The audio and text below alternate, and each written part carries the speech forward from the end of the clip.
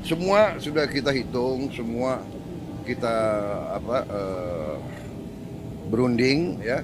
Kita juga memikirkan yang penting bagi saya adalah rakyat saya. Gemuruh ketidakpuasan terdengar di dalam negeri ketika kesepakatan dagang baru diumumkan. Tarif 19% untuk produk ekspor andalan Indonesia ke Amerika dan tarif 0% untuk barang Amerika yang masuk ke Indonesia. Sontak tuduhan pun membahana Prabowo menjual Indonesia. Narasi ini yang begitu mudah dicerna dan disebarluaskan melukiskan gambaran Indonesia sebagai pihak yang lemah yang tunduk pada kemauan adidaya. Namun, narasi tersebut gagal total membaca apa yang sesungguhnya terjadi di balik layar perundingan yang menegangkan itu.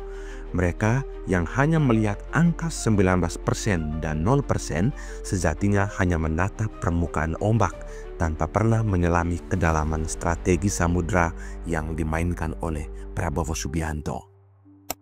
Ini bukanlah kisah tentang penyerahan diri, melainkan sebuah mahakarya diplomasi, sebuah langkah catur brilian yang mengembalikan ancaman bencana menjadi sebuah pijakan kokoh untuk masa depan Indonesia. Untuk memahaminya, kita harus terlebih dahulu memahami lawan main di seberang meja, yakni Donald Trump. Trump bukanlah seorang politisi konvensional. Ia adalah seorang pebisnis tulen yang memandang hubungan antar negara layaknya neraca untung rugi. Dan selama 1 dekade penuh, neraca itu menunjukkan bahwa Amerika selalu kalah dari Indonesia. Data Badan Pusat Statistik adalah saksi bisu yang tak terbantahkan. Selama 10 tahun terakhir, Indonesia secara konsisten membukukan keuntungan perdagangan dengan Amerika dengan total akumulasi mencapai 110 miliar dolar Amerika Serikat. Bayangkan, selama 10 tahun kita secara efektif menggempur pasar Amerika dengan produk kita jauh lebih banyak daripada yang kita impor dari Amerika.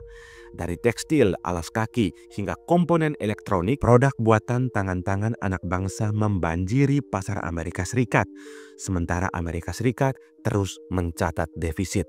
Di mata Trump, ini adalah sebuah anomali yang harus dihentikan. Ia datang dengan palu godam kebijakan, siap menghantam siapa saja yang dianggapnya merugikan Amerika. Ancaman awal yang melayang di udara bukanlah 19%, melainkan tarif pemusnah sebesar 32%, bahkan lebih, serupa dengan yang ia timpakan pada raksasa ekonomi seperti Cina yang dihantam tarif lebih dari 50%. Disinilah letak kejeniusan Prabowo. Ia tidak menghadapi amarah Trump dengan konfrontasi buta yang hanya akan berujung pada kehancuran. Ia membaca celah, memahami psikologi lawannya, dan menggunakan kelemahan Indonesia dalam tanda kutip sebagai senjata negosiasi terkuat.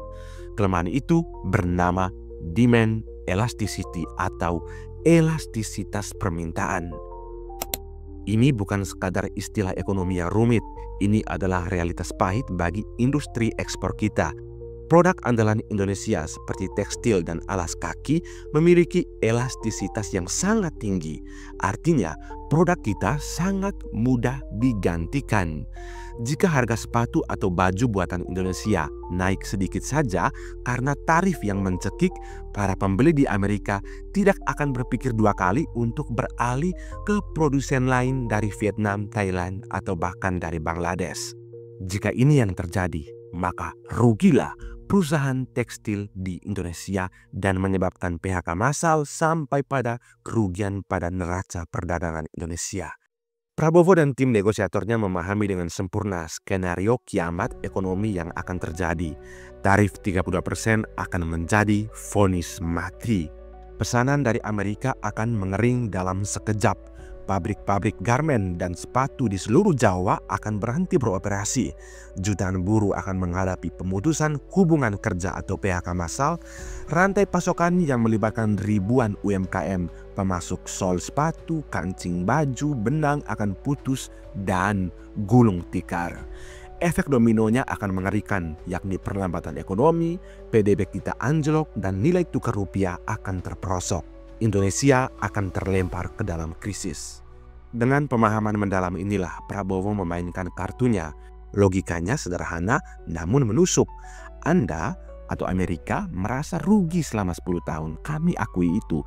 Sekarang Anda ingin sebuah kemenangan. Kami akan berikan itu, tapi jika Anda menghantam kami terlalu keras, rantai pasok akan terganggu dan kami akan jatuh ke dalam kekacauan yang juga tidak akan menguntungkan Anda. Kesepakatan 19% adalah jalan tengah yang brilian.